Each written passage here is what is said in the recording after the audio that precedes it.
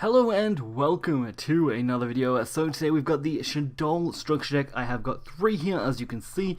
I decided to pick all of these up so I can build a nice Shaddoll deck. It might not be the most competitive by the time I'm done, but I want to work towards that kind of goal of making a really nice solid deck that I can use quite effectively. So we will get right into this with just one of these as for our opener, and then we may do a deck profile and maybe even some combo testing once we're done with all of that. Okay, so kicking off this, of course, with the set, we also get a nice little playmat here. We'll just unravel that for the back here. So, pretty straightforward Shaddoll Structure Deck mat. They always look pretty nice, these little paper mats. It's a pity they don't print them in actual mats for purchase, as that would be really cool from a standpoint of just enjoying it. And, of course, if anyone's ever seen this deck before, you will know what's in it, but for anyone new who hasn't, Shaddoll Grister, really nice control-y sort of style card, I guess. Just nice in general, honestly. I kind of enjoy the Shaddoll archetype as it is. Then the new one, Apocleone. This is the, of course, 2 different attribute Shaddoll monsters. It makes it a lot easier to use and just fairly decently viable. So that's always good. Then we have Shaddoll Construct here. Just want to make sure I actually get these in decent focus for you guys. It doesn't seem like it wants to focus well, but there we go.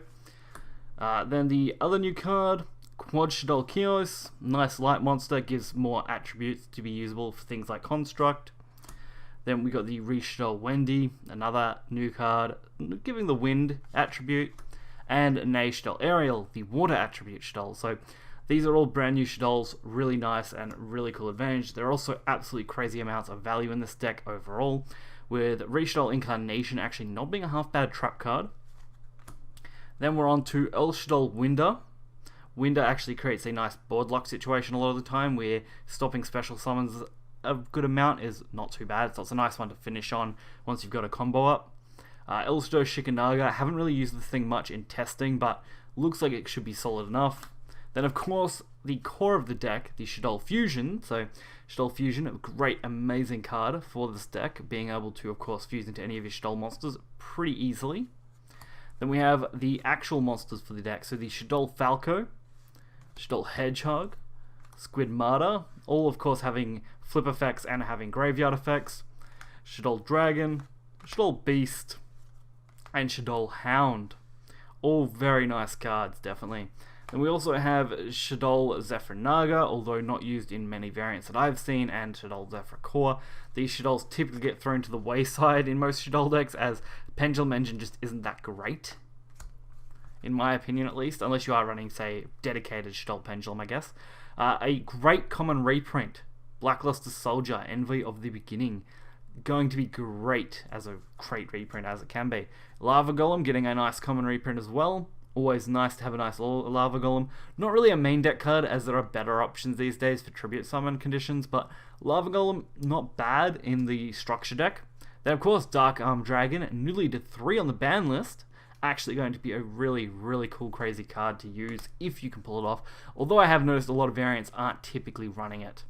Then we have Fairy Tail Sleeper. I believe we're going to get Fairy Tail Snow usually, but since Snow is banned, I think, in our format, of course we get Sleeper, not as good.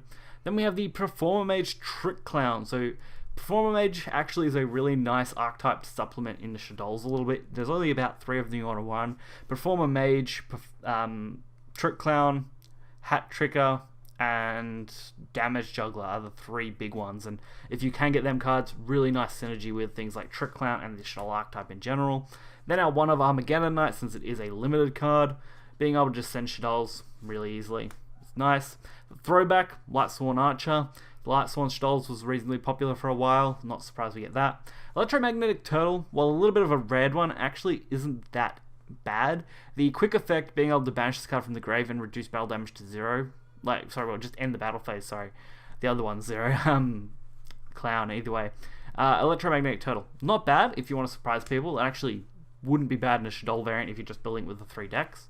Then we have Mathematician, another really big core card in Shaddoll, because it does throw a card from the deck to the grave for free. And of course, when this card is destroyed by battle, it gets a draw as well. So actually has decent value along with the Armageddon Knight. Then we have Karib Bandit, Not really a big fan of Free Bandit personally, and a Pero Cerberus. So, not a overall bad selection of monsters, nothing too crazy good. There are some nice cards in there, especially of course all the Shaddolls. Basically, every single Shaddoll card has been printed for this set, so that is always cool. Then we have Curse of the Shadow Prison, the Shaddoll field spell. Not a big fan of that card personally, so we won't even really worry about it. But Shaddoll Fusion, the other big fusion card for this deck, being able to of course use it for the fusion summon one Shaddoll Fusion Monster from the extra deck using monsters from your hand or field as fusion materials.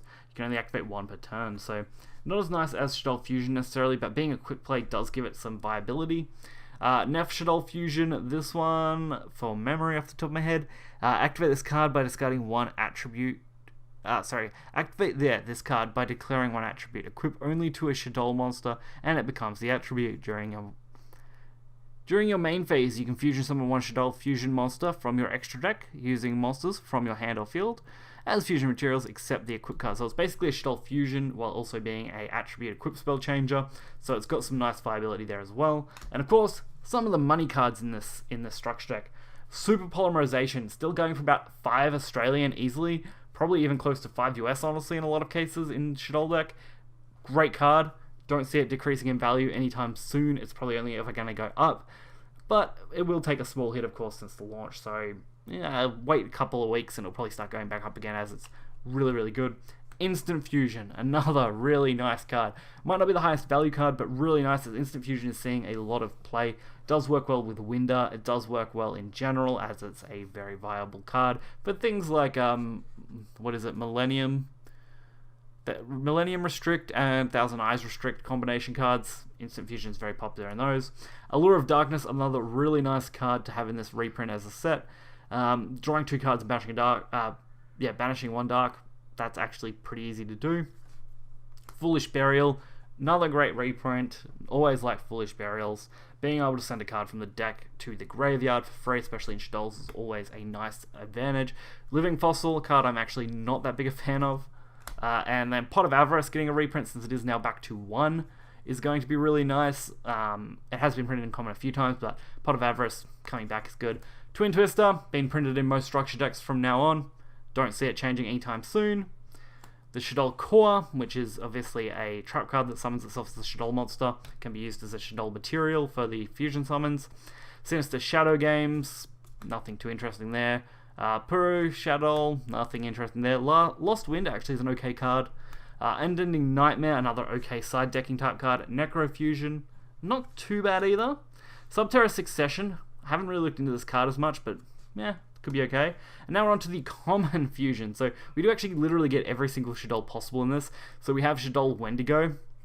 Then we have Shaddoll Anoitilis. I'm really bad with pronouncing things. The Link Monster, Shaddoll Construct. Not a great Link monster, but not a bad one. And then of course the promo material cards, which actually the Shaddoll one is pretty dope looking. You could use that as a token quite easily as it's quite a nice card, or even a Field Center. That would be cool. Otherwise, just the standard Duel Links, although it looks like they've got some new artwork on there, so nothing too crazy. But overall, this is actually a very, very nice Shaddoll deck and has some amazing reprints. With 3 of them, you can easily create a budget-friendly competitive deck. While not being the absolute most insane deck, it'll definitely win you some games, I am sure, as it's just a solid one overall. So really, you can't go too wrong there. And the amount of foil cards printed in this is just absolutely insane, giving you some insane value for the long run. I mean, I think this is the most foil cards we've had printed in a structure deck yet, so honestly, definitely worth picking up if you haven't already.